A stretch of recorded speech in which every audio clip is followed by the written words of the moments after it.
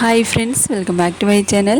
വീട്ടിലെ സാധനങ്ങൾ മാത്രം ഉപയോഗിച്ചിട്ട് അടിപൊളിയായിട്ട് പെട്ടെന്ന് റെഡിയാക്കി എടുക്കാൻ പറ്റും നല്ല ടേസ്റ്റി ആയിട്ടുള്ള ഒരു പായസം നമുക്ക് റെഡിയാക്കിയാലോ. അതിനായിട്ട് 2 ക്യാരറ്റ് ജാറിലേക്ക് ഇട്ട് കൊടുത്തിട്ടുണ്ട്. ഒരു അരക്കപ്പ് വെള്ളം ഒഴിച്ചിട്ട് നന്നായിട്ട് അടിച്ച് മാറ്റിയേക്കാം. അപ്പോൾ അതടിച്ച് നന്നായിട്ട് അത് നല്ല ഫൈനായിട്ട് അടിച്ചെടുക്കാം കേട്ടോ. അപ്പോൾ വേറൊരു പാത്രത്തിലേക്ക് 2 ടീസ്പൂൺ നെയ്യ് ഒഴിച്ച് കൊടുത്തിട്ടുണ്ട്. നെയ്യ് ചൂടായി വന്നതിന് ശേഷം നമ്മൾ അടിച്ച് വെച്ചിട്ട് നമ്മുടെ ക്യാരറ്റിൻ്റെ മിക്സ് ഉണ്ടല്ലോ, അത് നമ്മളിതിലേക്ക് ഒഴിച്ച് കൊടുക്കാൻ കേട്ടോ.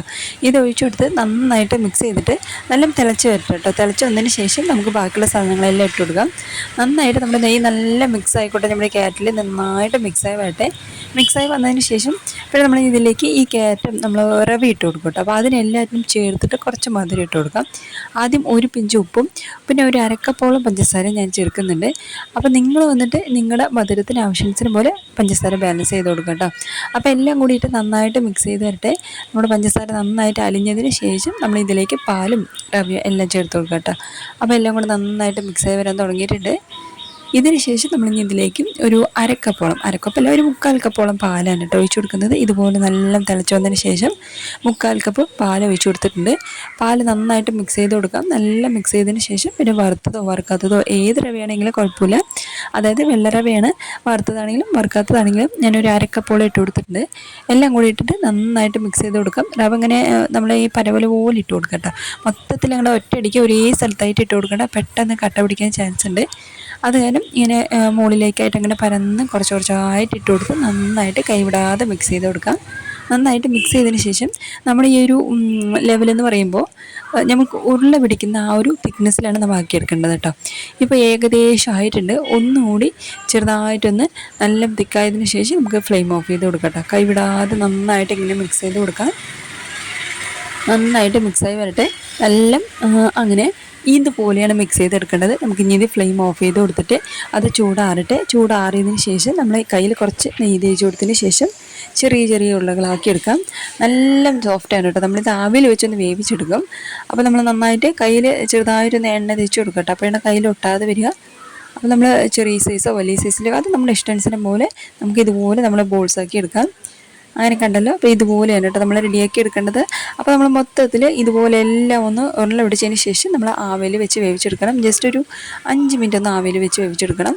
അപ്പോൾ ഇതുപോലെ ഞാൻ എല്ലാം ചെയ്ത് കഴിഞ്ഞിട്ട് നമ്മളിനി ഇത് ആവിയിൽ വെച്ചിട്ട് ഒരു 5 മിനിറ്റോളം നമുക്ക് വേവിച്ചെടുക്കാം.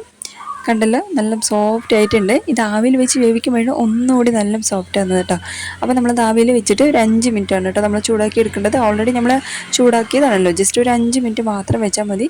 ഇപ്പോൾ ഒരു 5 മിനിറ്റ് കഴിഞ്ഞതിന് ശേഷമാണ് അത് മാറ്റി വെച്ചിട്ടുണ്ട്. ഇപ്പോൾ നമ്മൾ വേറൊരു പാത്രത്തിലേക്ക് ഒരു 1/2 ലിറ്ററോളം പാലിട്ടോ. നമ്മൾ എത്ര വേണ്ടത് അതിനാവശ്യത്തിന് പോലെ പാൽ ഒഴിച്ചതിന് ശേഷം മിൽക്ക് മെയ്ഡ് ഒരു 1/4 കപ്പോളം ഒഴിച്ച് കൊടുക്കുന്നുണ്ട്. കുറച്ച് പഞ്ചസാര ഇട്ട് കൊടുക്കുന്നുണ്ട്. മിൽക്ക് മെയ്ഡ് ഉള്ളവരാണെങ്കിൽ മൊത്തത്തിൽ മിൽക്ക് മെയ്ഡ് ചേർക്കാം. അല്ല പഞ്ചസാര മാത്രം മതിയാണെങ്കിൽ പഞ്ചസാര മാത്രം ചേർത്ത് കൊടുക്കാം. മിൽക്ക് മെയ്ഡ് ചേർക്കുമ്പോൾ നല്ലൊരു റിച്ച് ആയിട്ടുള്ളൊരു ടേസ്റ്റ് കിട്ടും കേട്ടോ. അപ്പോൾ എല്ലാം കൂടെ നന്നായിട്ട് മിക്സ് ചെയ്തതിന് ശേഷം ഞാനിപ്പോൾ ഒരു 1/4 കപ്പോളം പഞ്ചസാര ചേർക്കുന്നുണ്ട്. പിന്നെ ഒരു പിഞ്ചോളം ഏലക്കപ്പൊടിയും കൂടെ ചേർത്തിട്ട് നന്നായിട്ട് മിക്സ് ചെയ്ത് കൊടുക്കുക. നമ്മൾ പഞ്ചസാരയും മിൽക്ക് മെയ്ഡും എല്ലാം കൂടെ നന്നായിട്ട് മിക്സായിട്ട് ചെറുതായിട്ടൊന്ന് തിളച്ച് വരട്ടെ. ആ സമയത്ത് കണ്ടല്ലോ നല്ല സോഫ്റ്റ് ആയിട്ട് ഉണ്ട്.